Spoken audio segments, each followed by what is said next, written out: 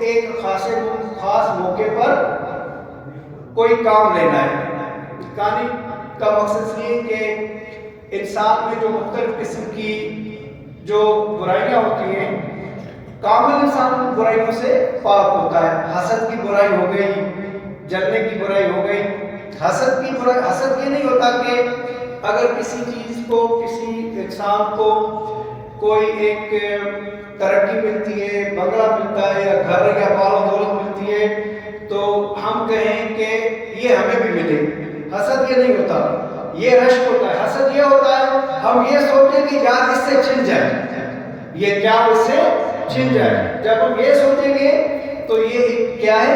روحانی بیماری ہے، ایک حسد کی بیماری ہے۔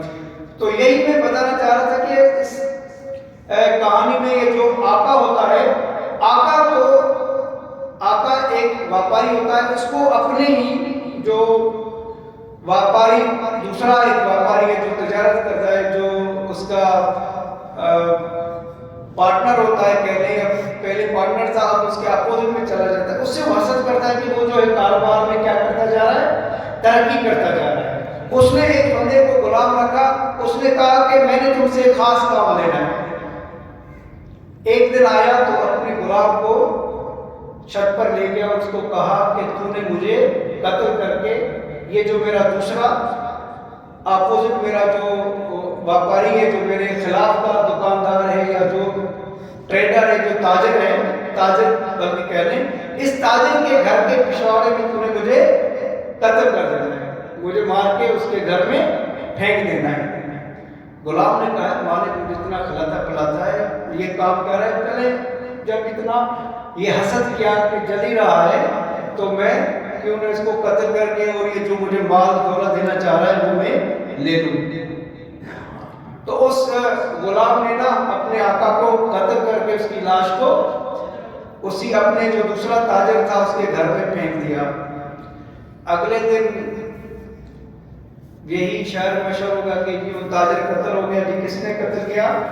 اسی تاجر نے دوسرے نے قتل کیا تھا جس کے ساتھ اس کی دشمنی چل رہی تھی۔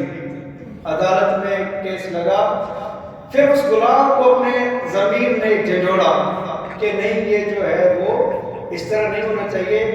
اس نے جا کر پھر جج کے سامنے ایک بار اعلان کیا کہ اس بندے نے نہیں قتل کیا، اس کو میں نے قتل کیا تھا۔ پھر اسے پوچھا گیا تو نے کیوں قتل کیا؟ پھر اس نے ساری کہانی بتائی کہ یہ اپنے حسد کی آگ میں اتنا جل رہا تھا کہ میں نے اس کو قتل کر دیا۔ پھر عدالت نے اس کو بھی چھوڑ دیا۔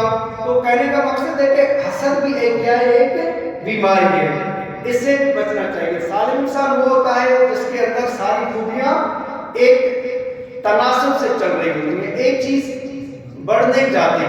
ایسا نہیں ہوتا صرف عبادتیں کرتا رہتا ہے، ایسا نہیں ہوتا صرف ویلفیئر کے کام کرتا رہتا ہے، ایسا نہیں ہوتا صرف آزادی کی باتیں کر رہا ہوتا ہے۔ زہد و تقویٰ اچھی چیزیں، مگر ساری چیزیں کامل انسان میں برابر چل رہی ہوتی ہیں۔ صلاۃ پر محمد اللہم صلی علی محمد و آل محمد۔ بس ایک قصیدہ کہہ کے میں